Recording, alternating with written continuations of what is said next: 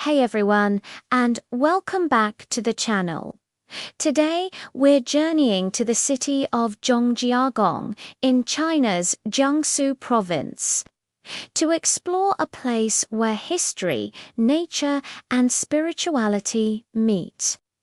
Nestled on the forested slopes of Phoenix Mountain is the legendary Yongqing Temple, a Buddhist monument with a story that stretches back an astonishing 1,500 years. For centuries, this temple has been a beacon of faith and culture. It's not just a collection of buildings, it's a living piece of Chinese heritage that has witnessed dynasties rise and fall. We're going to delve into its fascinating history, from its founding during the Southern dynasties to its golden age and its more recent story of revival.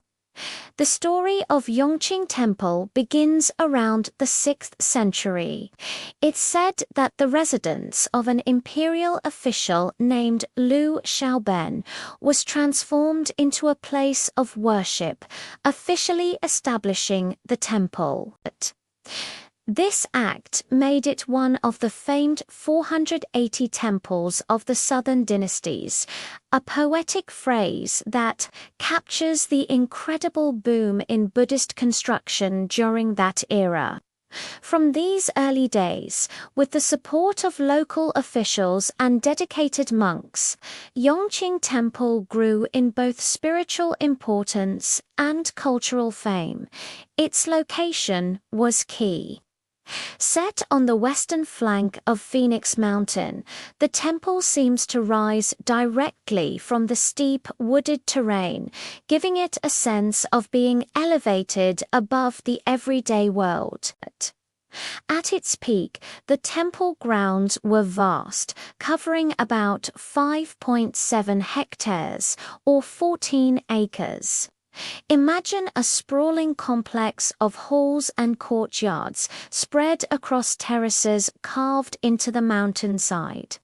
While we don't have precise measurements for every building, the entire site was designed to follow the natural contours of the land, creating a journey that takes you both horizontally across wide platforms and vertically up the slope.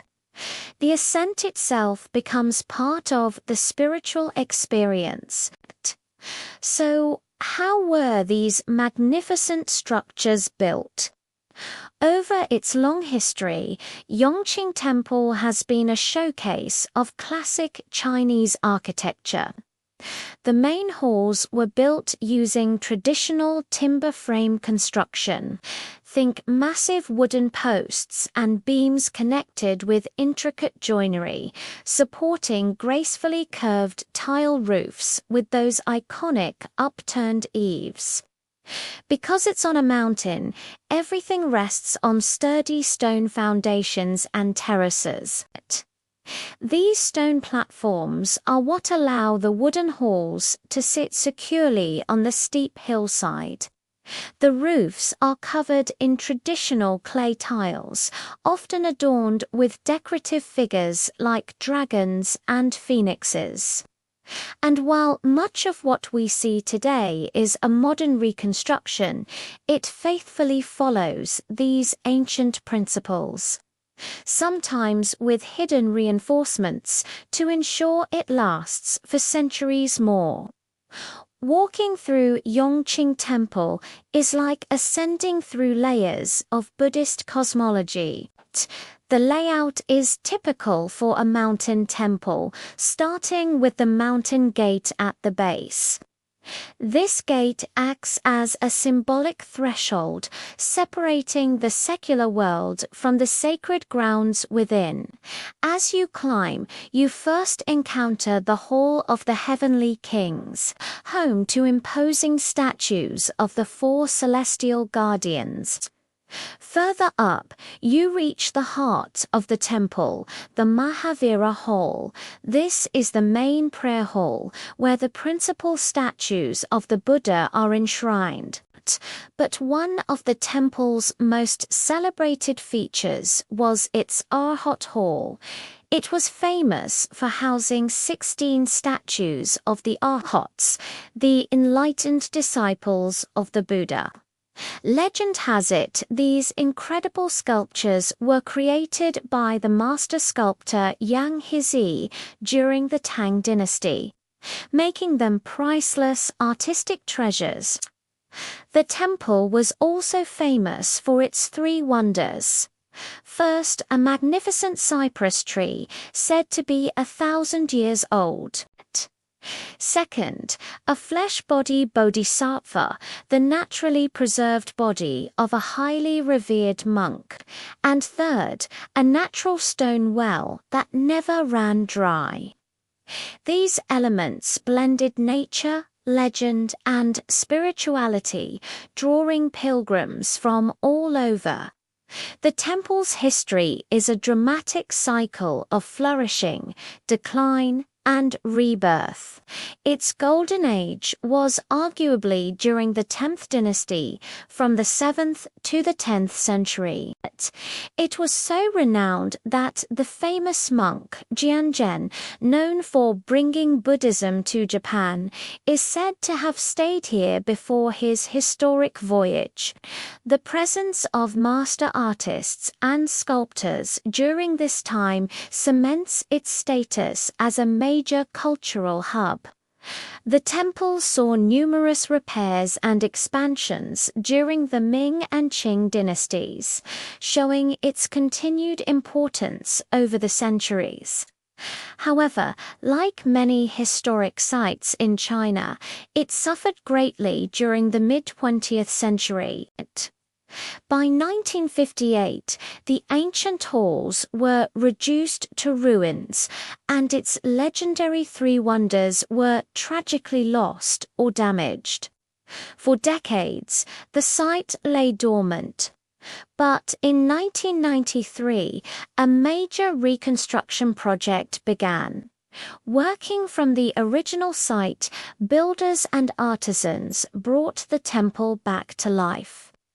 By 1999, the main halls on the central axis were completed, and in 2011, the entire Phoenix Mountain scenic area, with the temple at its heart, was designated a top-tier national tourist site. This rebirth is a powerful testament to the resilience of cultural memory. To really appreciate the temple, you have to look closely at its construction. The timber framing is a marvel of engineering. The interlocking wooden joints, known as mortise and tenon, allowed the original structures to have a bit of flex, making them resistant to earthquakes.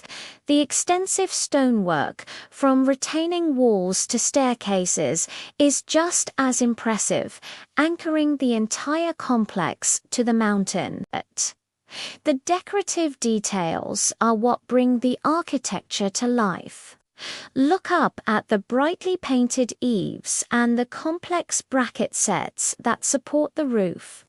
Listen for the sound of bronze bells chiming in the wind, a sound that has echoed through these valleys for centuries.